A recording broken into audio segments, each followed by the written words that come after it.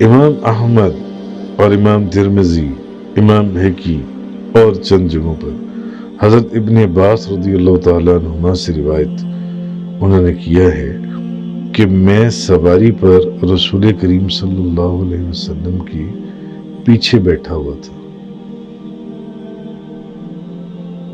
آپ نے فرمایا، اے بیٹے، کیا میں تم کو ایسے کلمات نہ سکھاؤں جن سے اللہ تمہیں نفع دے؟ کیا میں تمہیں ایسے کلمات نہ سکھاؤں جن سے اللہ تمہیں نفع دے؟ میں نے کہا کیوں نہیں؟ آپ نے فرمایا، اللہ کو یاد رکھو۔ نبی کریم صلی اللہ علیہ وسلم نے حضرت ابن عباس سے فرمایا کہ اے بیٹے، میں تجھے ایسے کلمات نہ سکھاؤں جس سے تجھے اللہ نفع دے؟ تو میں نے فرمایا کہ کیوں نہیں؟ تو آپ نے فرمایا، اللہ کو یاد رکھو، اللہ کو یاد رکھو۔ جب تم اللہ کو یاد رکھو گے، اللہ تمہیں یاد رکھے گا۔ کتنی بڑی بات ہے، جب کوئی اللہ کو یاد رکھتا ہے تو اللہ اس کو یاد رکھتا ہے۔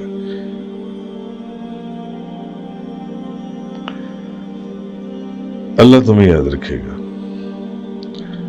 اللہ کو یاد رکھو، تم اس کو اپنے سامنے پاؤ گے۔ اللہ تعالیٰ کو آسانی میں یاد رکھو، وہ تمہیں مشکل میں یاد رکھے گا۔ تم اللہ کو آسانی میں یاد رکھو، وہ تمہیں مشکل میں یاد رکھے گا۔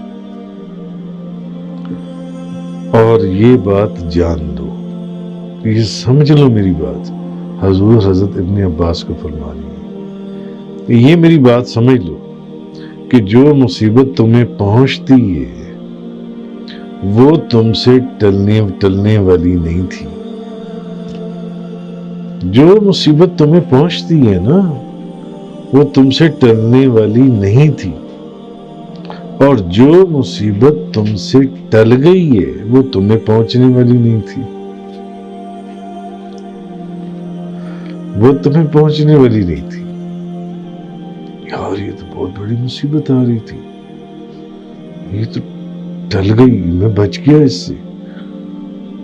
وہ جو ٹل گئی وہ تمہیں پہنچنے والی نہیں تھی۔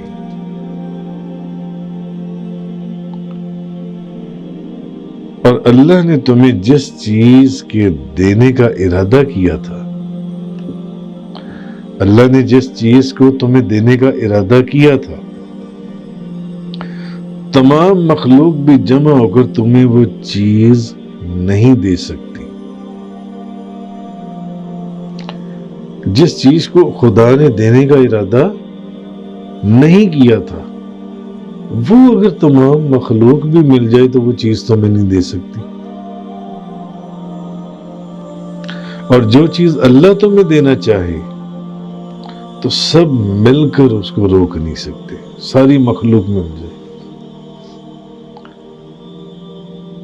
اگر خدا تمہیں عزت دینے پر آ گیا ہے، خدا نے تمہیں عزت دینی، تو ساری مخلوق مل کر بھی آپ کی عزت کو کم نہیں کر سکتی۔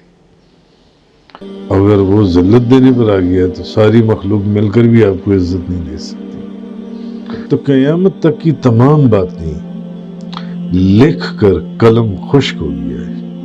حضور نے فرمایا، جب تم سوال کرو تو اللہ سے کرو، اور جب تم مدد چاہو تو اللہ سے چاہو، اور جب تم کسی کا دامن پکڑو تو اللہ کا دامن پکڑو، اور شکر کرتے ہوئے اللہ کے لیے عمل کرو، اور جان لو کہ ناگوار چیز پر صبر کرنے میں خیر کثیر ہے۔ ناگوار چیز بھلے وہ تمہیں اچھی نہیں لگ رہی، مگر تم اس پر صبر کر رہی ہو، اس پر خیر کثیر ہے۔ اور صبر کے ساتھ اسی میں فتح ہے، نصرت ہے، اور تکلیف کے ساتھ کشادگی ہے، اور مشکل کے ساتھ آسانی ہے، مشکل کے ساتھ آسانی۔ ایک اور روایت کے اندر ہے کہ رسول کریم صلی اللہ علیہ وسلم نے فرمایا، اس کے لیے خوشی ہے جس کو اللہ تعالیٰ نے بقدر حاجت رزق دیا اور اس نے اس پر صبر کیا، اس نے اس پر صبر کیا۔ اب پہلی بات تھی کہ مدد حاصل کرو کس سے؟ نماز سے اور صبر سے، صبر سے بھی اور نماز سے بھی مدد حاصل کرو۔